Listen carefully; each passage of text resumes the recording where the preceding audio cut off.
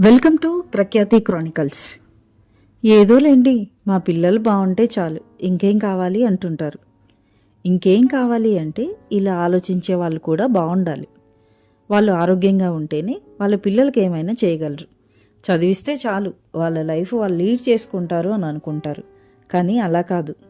చదువు, ఉద్యోగం, పెళ్ళి, ప్రతి విషయంలో మనం ఉండాలి అని పిల్లలు కూడా అనుకుంటారు.